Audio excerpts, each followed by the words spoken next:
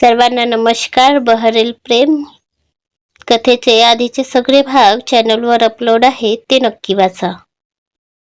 चला तर मग सुरुवात करूया भाग 30ला. वेदांतिका आपल्या जखमी पायाने धावण्याचा प्रयत्न करत होती. तितक्यात गोडी चालण्याच्या आवाजाने तिने मागे वळून पाहिलं, तर ती माणसे आता तिच्या जवळ पोहोचत होती. वेदांतिकाला असं पडून जाताना बघून त्या माणसांनी हवेत गोळी चालवली होती आणि त्याचा आवाज ऐकून वेदांतिकाचे पाय जागीच थांबले आणि तिने घाबरून मागे वळून पाहिलं, तर आता तिला असे घाबरलेले बघून त्यांच्या ओठांवर कुटील हसू आलं आणि ते हळूहळू तिच्या जवळ सरकत होते. तशी तशी वेदांतिका मागे होत होती. त्या माणसांपैकी एकाने आपल्या साथीदाराकडे पाहिलं, तसं त्यापैकी एक हळूहळू वेदांतिकाच्या मागे जाऊ लागला. वेदांतिकाने आपल्या नजरा सगळीकडे फिरवल्या. ती प्रत्येकाच्या हालचालीवर बारीक लक्ष ठेवून होती. वेदू, आता घाबरून पडायचं नाही. आता तुला यांना तुझं खरं रूप दाखवावंच लागेल. जय माता दी. बोलत वेदांतिकाने आपल्या साडीचा पदर खांद्यावरून एकत्र करून घेत आपल्या कमरेत खोचला आणि आपल्या साडीच्या मिऱ्यांना दोन्ही पायाच्या मधून मागच्या बाजूला घेत कमरेत खोचले. अगदी नऊवारी असते तशीच आता तिने आपल्या साडीला करून घेतलं होतं आणि ती एका वीरांगना सारखी त्या नीच माणसांसोबत लढायला सज्ज झाली होती. आता तिच्या डोळ्यात भीती नाही तर एक आग होती. स्वतःच्या अस्मिता जपण्याची जिद्द होती. एक वेळ तिचं ते रूप बघून त्या माणसांची समोर पडणारी पाय जागीच थांबली. पण म्हणतात ना, विनाशकाले विपरीत बुद्धी. तसंच काही आता त्या माणसांचं झालं होतं. समोर असलेल्या कलीमध्ये सुद्धा त्यांना काळीच दिसत होती. इकडे अभि अजूनही रस्त्यावर शोधात फिरत होता. वेदांतिकाला किडनॅप होऊन आता तासाच्या वर झाले होते. आता अभिला तिची फार चिंता वाटू लागली होती. ती कशी असेल? त्या लोकांनी तिला काही केलं तर नाही ना? केलं तर? या विचारांनी त्याला आता धडकी भरू लागली होती. भीतीने त्याचा श्वास गुदमरू लागला होता. असं वाटत होतं की कोणी वेदांतिकाला नाही तर त्याच्या श्वासांनाच त्याच्यापासून वेगळं केलं आहे. आज पहिल्यांदाच त्याला जाणवलं होतं की प्रेम म्हणजे काय. तिला काही झालं तर? विचार करूनच त्याच्या शरीरात कंप सुटू लागला होता. वेदांतिकाचा निरागस चेहरा त्याच्या डोळ्यापुढे दिसू लागला होता. तिचा आवाज त्याच्या कानात घुमू लागला होता आणि आज त्याला पहिल्यांदा आपल्या मीपणाचा राग येऊ लागला होता. आज पहिल्यांदा त्याला इतकं हतबल झाल्यासारखं वाटू लागलं होतं. डोळ्यांना कितीही अडवून सुद्धा त्यांच्या पाणी जमा व्हायला लागलं होतं. आता जर तो मुंबईत असताना तर संपूर्ण मुंबईला त्याने आग लावली असती. त्याच्या वेदूला हात लावणाऱ्यांच्या त्या नीच लोकांना त्याने अशी शिक्षा दिली असती ना की पुन्हा जन्म घेताना सुद्धा त्यांची आत्मा थरथरली असती.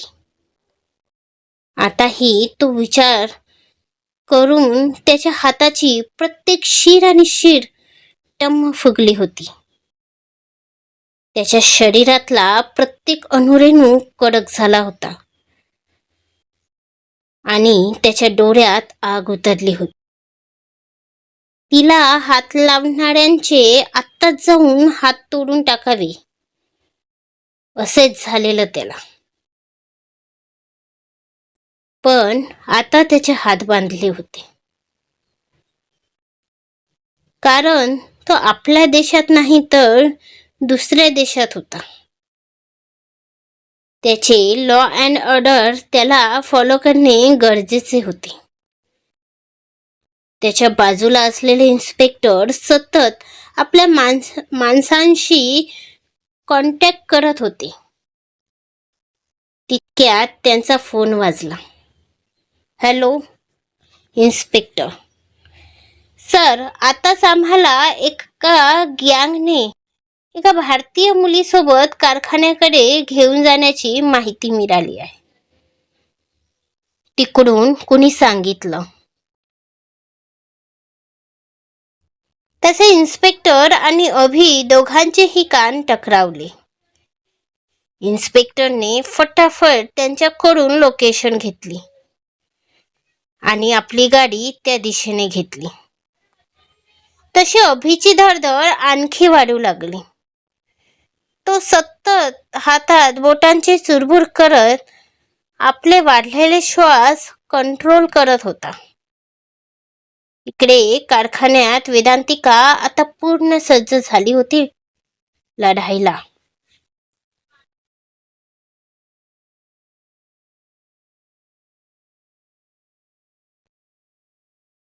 लुक हर, तिला बघ, आता ही कडी आपल्यासोबत फाईट करेन.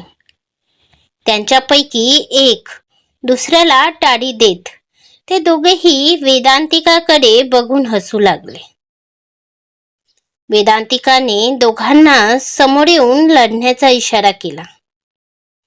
तसे ते दोघेही तिरकस हसत समोर झाले. त्यांनी लढाईला हात समोर केला होताच की. वेदांतिकाने आपली फायटिंग स्किल दाखवत त्यांच्यासोबत फाईट करू लागली. आधी तर त्या माणसांनी तिला हलक्यात घेतले, पण नंतर तिची लढण्याची वृत्ती बघून ते दोघे सुद्धा दंग राहिले आणि आणखी जोमाने तिच्यासोबत लढू लागले. तर वेदांतिका सुद्धा लाताबुक्यांनी सगळ्यांनी त्यांच्यासोबत लढाई करत होती. एकाला तर तिने आपल्या पायात लोटांगण सुद्धा घालायला लावले होते. तिच्या पायाला लागलं असून सुद्धा ती माघार घेत नव्हती. इकडे अभि फार अस्वस्थ होत होता. त्याचा जीव वेदांतिकाच्या काळजीने नुसता वरखाली होत होता. इन्स्पेक्टर प्लीज फास्ट, तो सतत इन्स्पेक्टरला लवकर गाडी चालवायचं सांगत होता. ते इन्स्पेक्टर सुद्धा त्याची काळजी समजत होते, म्हणून तर जितक्या शक्य होईल तितकी फास्ट गाडी चालवत होते. आणि थोड्याच वेळात ते दोघे सुद्धा त्या बंद कारखान्याजवळ पोहोचले.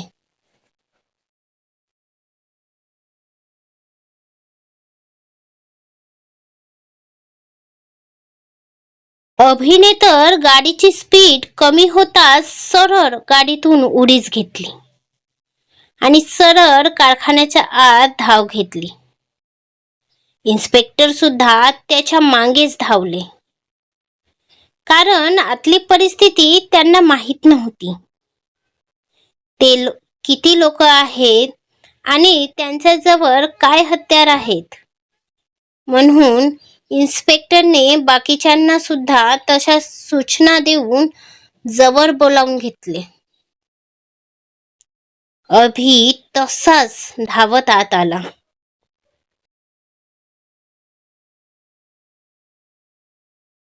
पण आतील दृश्य बघून तर त्याचे डोळेच बाहेर यायचे बाकी राहिले.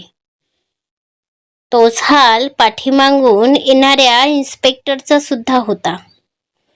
दोघांनाही आपल्या डोळ्यांवर विश्वासच बसत नव्हता. दोघांच्याही तोंडाचा आ झाला होता. सगळ्यात जास्त तर अभि धक्क्यात होता. कारण त्याच्या समोर त्याची नाजूक बाहुली कमरेला पदर खोचून केसांचा वर जुडा बांधून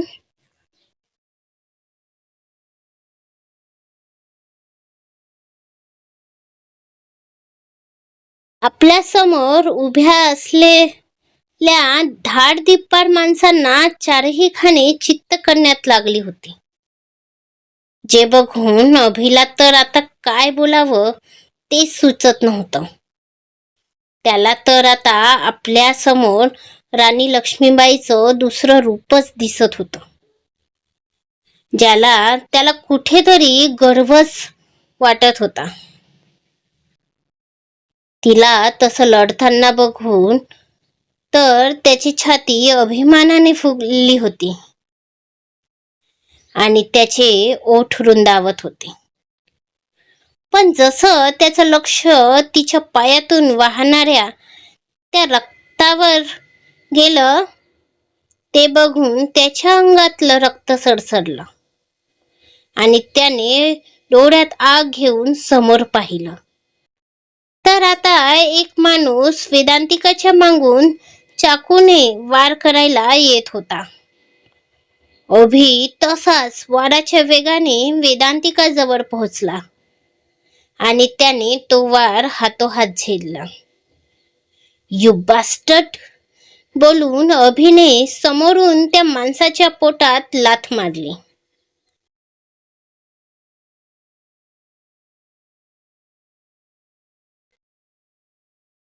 तसं त्या माणसाच्या हातून तो चाकू जमिनीवर पडला आणि तो वेदनेत कडवडला. अभिचा आवाज ऐकून वेदांतिकाने मागे वळून पाहिलं आणि अभिला बघून आता कुठे तिला बरं वाटलं आणि तिच्या चेहऱ्यावर स्माईल आली. तिने पटकन अभिला समोरून घट्ट मिठी मारली, तर अभिने सुद्धा तिला आपल्या मिठीत घट्ट ओढून घेतली. दोघेही एकमेकांना बिलगून डोळे मिटून एकमेकांचा स्पर्श अनुभवत होते. अभिला तर वेदांतिकाला हृदयाच्या जवळ बघून आता कुठे त्याच्या जीवात जीव परत आला होता. नाहीतर तिच्याशिवाय हे 2-4 तास सुद्धा काही युगासारखे वाटले होते त्याला. श्वास घेणे सुद्धा जड झाले होते त्याला आणि वेदांतिकाला असं आपल्या हृदयाशी चिपकलेलं बघून आता कुठे त्याला सुकून भेटत होतं. थोड्या वेळाने त्याने वेदांतिकाला आपल्यापासून दूर केलं.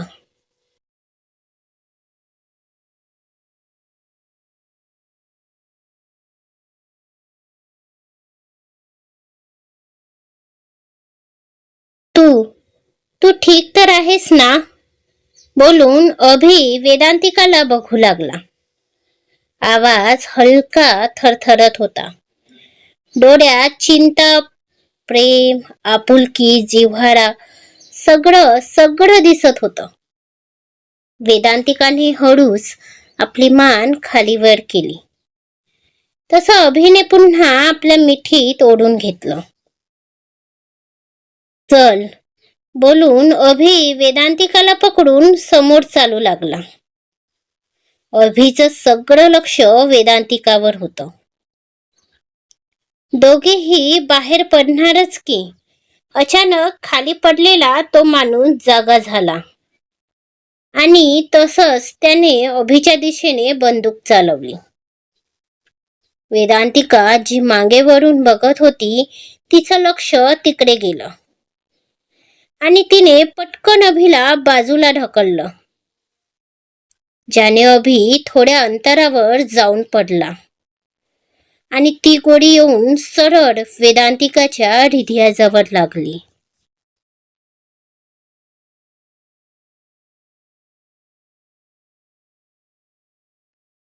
आह वेदांतिकाचा एक जोराचा वेदनादायी आवाज बाहेर पडला आणि वेदांतिका तिथेच जमिनीवर कोसळली.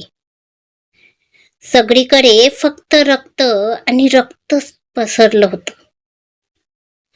तर अभि सुन्न होऊन रक्ताच्या थाडोड्यात पडलेल्या आपल्या निरागस बाहुलीला बघत होता.